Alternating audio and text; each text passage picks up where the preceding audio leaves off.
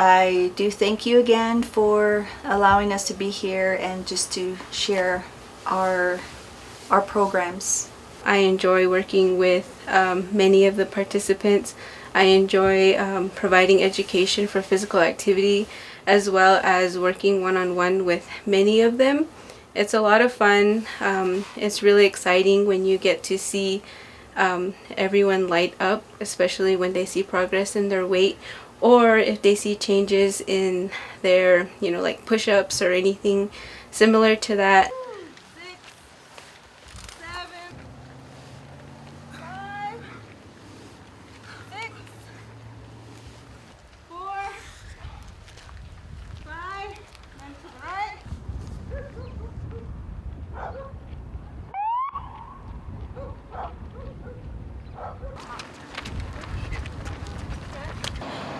Not just hearing it from us, encouraging them, but the community, seeing how good they're doing with their running, and it motivates them. I went to go see my doctor again last month, and I beat it. So exercising and they teach you what's good for our body and all that, and that's what we have the education here for also, and that's what I've been taking, and I've been eating good and all that. So that's the only way I beat them. It's just for the love of these people here that really works with us.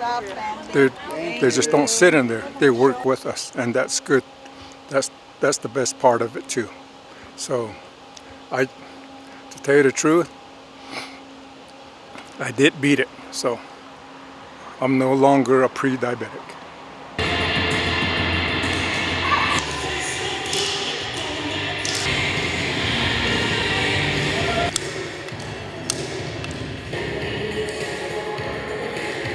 I just took the course. I thought it was great. The movement, the speed, and the variety of the music, it was great.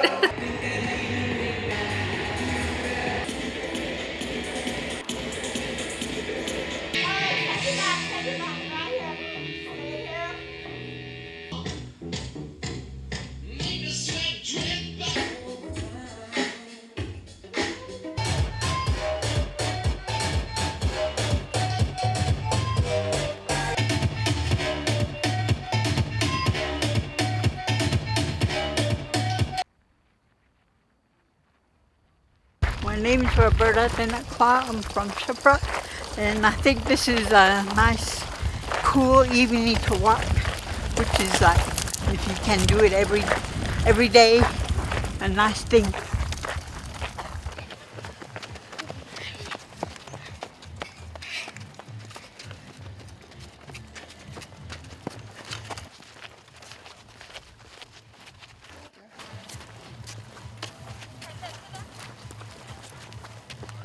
Have the messages been pretty well received of what people need to do? They have to make a commitment, obviously, to change their lifestyle. How has the commitment process been, and how's the response been to, well, we better do it this way, we better do it that way, we better change the way we do things? Our hours, which is like 8 o'clock to 9 o'clock, which is our senior hour.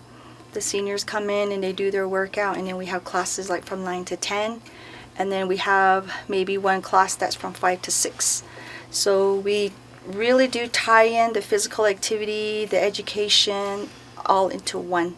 So that way they're getting all the topics that they need to learn about to either prevent diabetes or manage their diabetes, or just whatever health issues they have, they come in and they learn more about it and ways to prevent it. Today we're going to have a corn soup. It's a very simple dish that we do, but in a different way. Just another different way that I'm doing, coming up with another ingredients borrowed from other countries, other places. The way I cook is very simple. I don't try to confuse everybody. Some chefs they do that. Some people cook with oil, yeah. I love to look for the color, the lighter color, or if you're diabetic, whatever it is that people are telling you, no, it's not just you know, oil. That's going to be your oil now, today. So what you're going to do is, it depends what you're making to. And then for the corn, nice beige. It cooks forever, yeah. But what does it do? It takes the flavor away.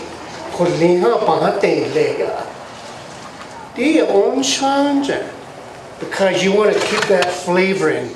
You want to keep that medicine in. So that's another thing is like buffets they're getting out of hand. They're getting too quick and fast, and it's not good. First thing people say buffet, what do they think? Get my money's worth, eat all I want, eat until I'm about to bust. You know, you hear people say that, or until you're about to pass out.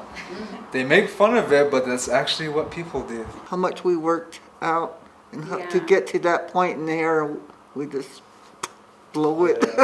Yeah, it was too much. You remember how hard you worked.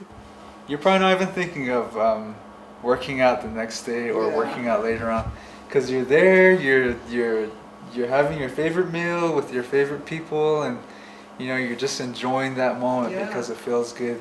And when you enjoy something, nothing's on your mind. You're present right there. So when it comes to reducing the amount of fats within your foods, it's good to use a cooking spray, because that means you don't have to use as much oil. So our next step is we're going to be cooking our diced onions. Now we're going to saute our onions until they become fully translucent, and onions are a great way to bring a lot of flavor to your foods. They are very low in calories, and they are also very good for your heart. And then on top, I'm going to finish off with a sweet potato layer on top.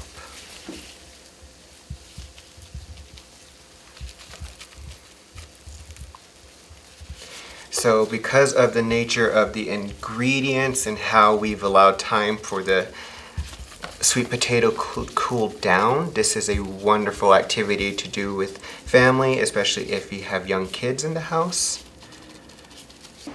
And then also making healthier food choices. So what can we do to make healthier food choices? Kevin brings in a pot of stewed fried bread. I'm not going to say, that's not healthy for me, I'm not going to eat it. But the hospitality means we're going to share and break bread. And I think that is important, the hospitality part, and then also just, instead of having 3 bowls, maybe having 1. We're going to go ahead and start with the blue corn. It says pancake, but you can make pancakes with this, but we're going to do waffles today. Because we're doing half the recipe. You're doing half the recipe. That's just a little sweeter, so if you want more sweetness. My name is Roberta Roberts, and I thought this was an excellent class. A lot of good, simple instructions that can be done at home. Donovan Cadman. I'm 32. I'm from here, Window Rock. I noticed that I was gaining a lot of weight, and I think the highest I got to was like over 300 pounds, and you know, it was kind of, you know, me being 6'4", tall and, getting big, it was kind of hard for me to like look for clothes that fit me. So, I knew I needed to change, like the way I was living, and change my eating habits and stuff like that. And so I just decided to come here to the Window Rock Wellness Center, and that whole year, up to the lockdowns, up to for the pandemic, I think I lost about 40 pounds, 50 pounds. I got down to 250. My name is Bronson Koenig. I'm from the Ho-Chunk Nation in Wisconsin. I'm from the Bear Clan. My Indian name is Manak Sunch, and I'm here in Window Rock, Arizona, the Navajo Nation diabetes program.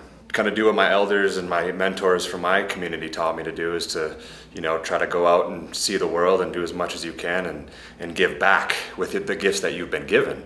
So that's what I'm just trying to do, and trying to really encourage and inspire everybody to live a healthy lifestyle. And you know, I know my community, the Ho-Chunk Nation, we have a really big diabetes problem in our community as well, and within my own family.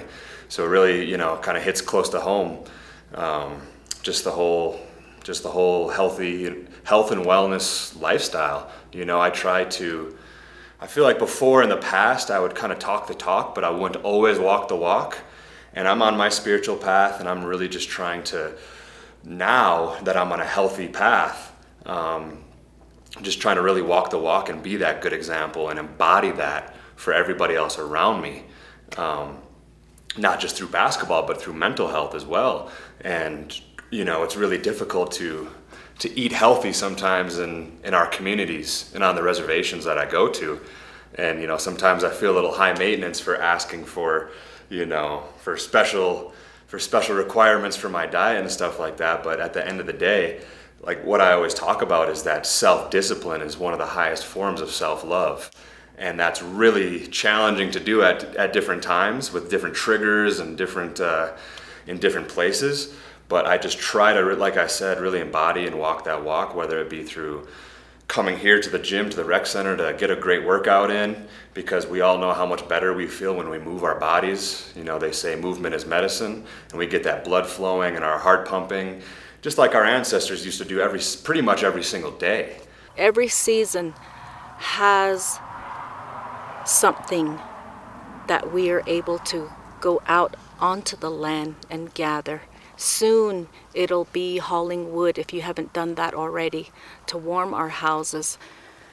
Right now it's piñon picking, and as I'm okay, so I've been out here, I don't know, total maybe, this is about an hour and a half total.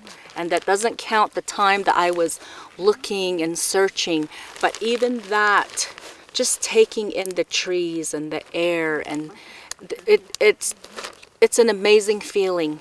So that alone with the time that I picked, make sure that when you're out picking, change positions as much as possible. And guess what? It's a full body workout. Some people say, oh, my legs are so sore, or my back. But why? Because you were in that position for a very long time. If you sit down, get up, move around, change position, you'll be sore all over. It won't be just your back. It won't be just your legs. Your body, your full body will get the soreness, which produces overall strength eventually. If you've been piñon picking for, you know, a month, 2 months, can you imagine how strong you'll become after 2 or 3 months? I think it's one of those events where it's an inaugural event where to really promote wellness throughout the year, and to really take care of your body, take care of your mind, as simple as walking a mile a day, leading up to maybe running a few miles a day or walking a few miles a day. But end of the day, it's all about wellness and health, and continue to watch out for one another. And I think it's very key that, especially when you're out on Navajo land, it's just so beautiful, and then sometimes you take it for granted that right in your backyard you get something so monumental and that it just looks so beautiful, and it's good for your mind and your soul when you're out and about too. So again, I want to continue to encourage each and every one of you. We're going to have a few of these events over the next several weeks, including at all the fairs. So again, come out, Special Diabetes, Department of Health. It's a wonderful event. Looking forward to seeing you all out there. So thank you.